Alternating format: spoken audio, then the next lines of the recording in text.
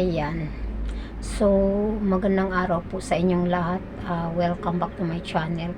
So, ang ating topic po ngayon ay about sa utang na loob. Ayan. So, konting paliwanag lang muna sa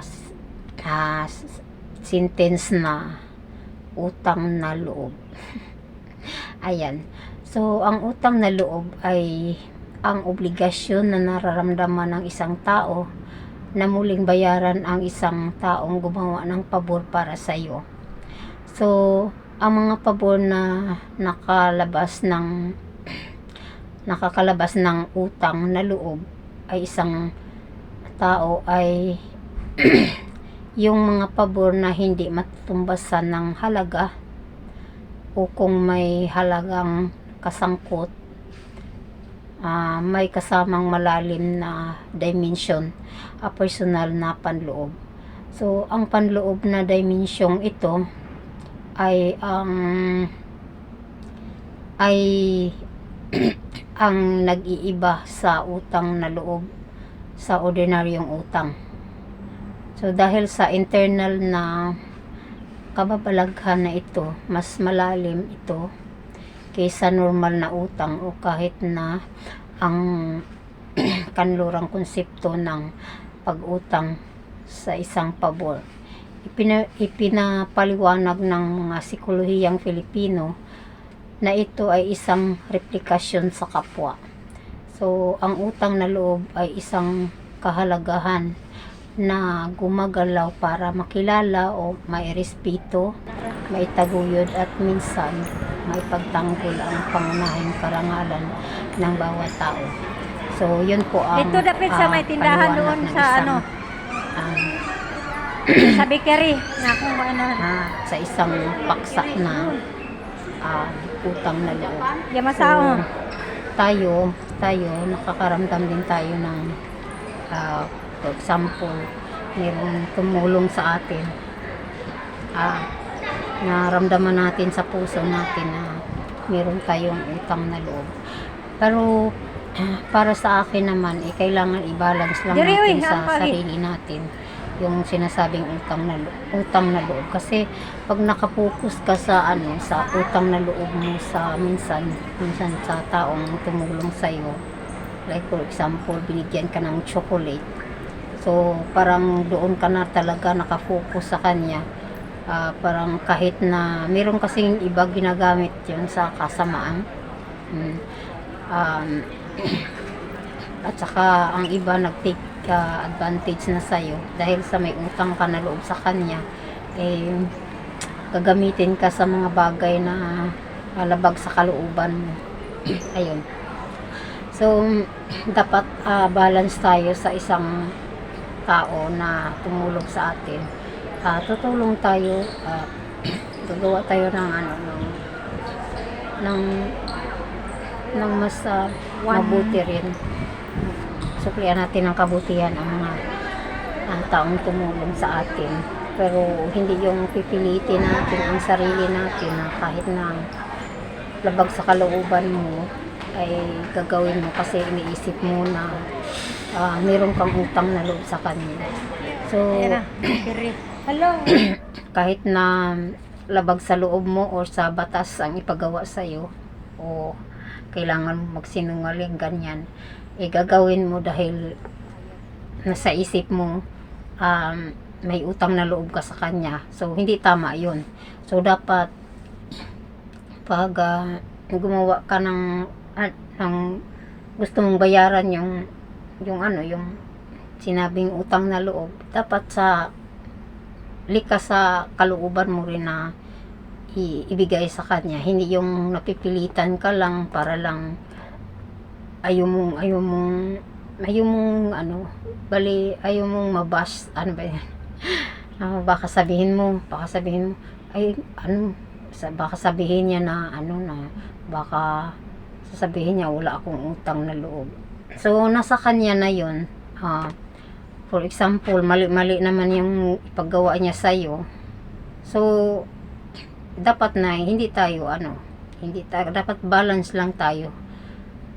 At saka sa makakaya lang natin. yung nararamdaman natin, hindi yung pipilitin tayo kasi hindi na yun utang na loob eh. Parang ano na yun, frame up. So may mga tao kasi na ganyan, parang parang nag-take advantage na sa'yo kasi tumulong siya sa atin. Tapos like for example, mayroong isang tao na tinulungan ka papunta dito sa abroad, tapos parang gusto na lang na nakatali ka lagi sa kanya kasi ang sa isip niya is tinulungan ko to kaya dapat ano ganyan ganito. Hindi ganun ang interpretasyon ng ng utang na loob. Ayan. So maraming ganyan na nag-take advantage na sila sa'yo dahil sa may utang na loob ka sa kanya. So gagamitin ka sa mga bagay na hindi mo gusto, lalo na yung mangungutang. At saka pangalan mo yung dadalhin, di ba? So parang na-take advantage ka na at ang ayun. So dapat balance lang tayo kasi pag nakatali ka lagi sa kanya, parang wala ka nang maisip na parang wala ka nang maisip sa sarili mo, kundi sa kanya ka na lang nakatali. Tapos parang hindi uusad ang buhay mo pag sa kanya ka nakatali, wala kang sariling desisyon.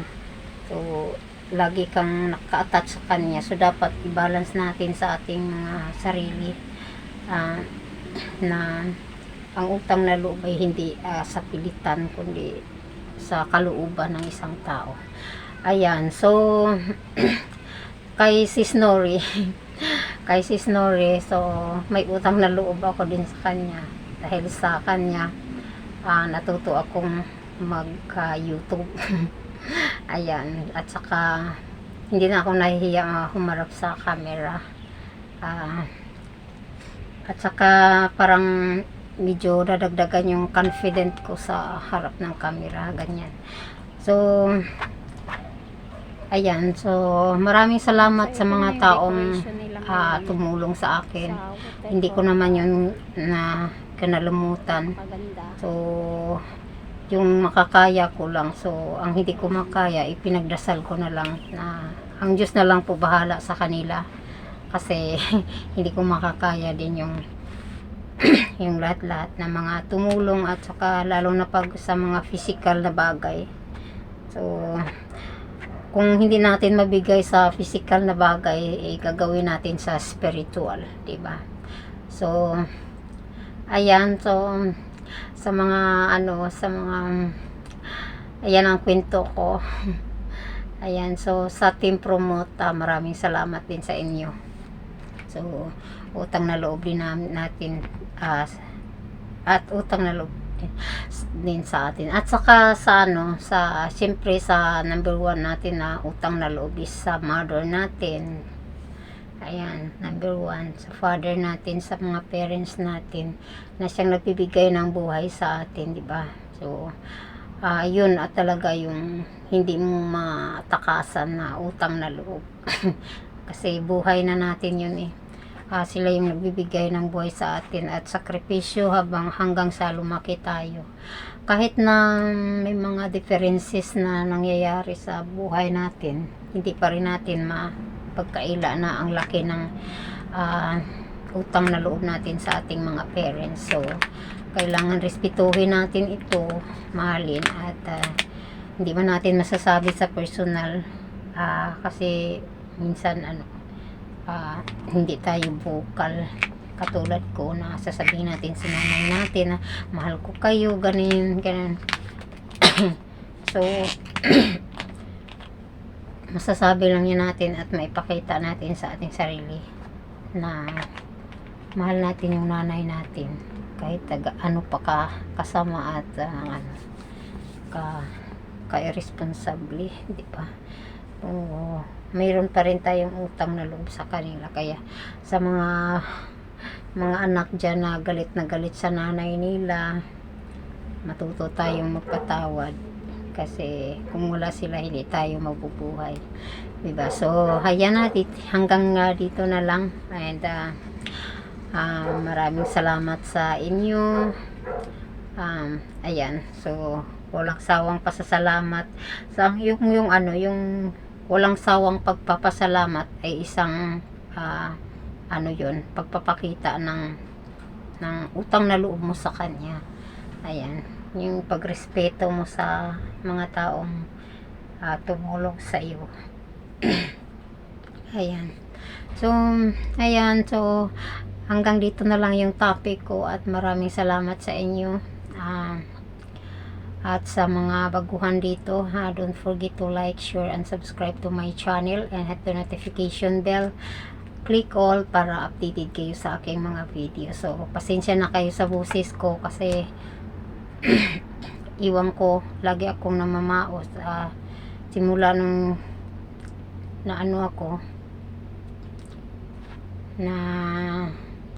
nagkasakit ng 3 araw, parang iba na yung throat ko. Parang hindi na natanggal yung pero okay naman siya. So, yan. So, salamat again kay Sis Nori. Maraming salamat sa mga naitulong mo sa akin. Siyempre, ayan. So, ayan, sa mga baguhan dito again, don't forget to like, share, and subscribe to my channel and hit the notification bell. Click all para updated kayo sa aking mga videos. Thank you and bye-bye.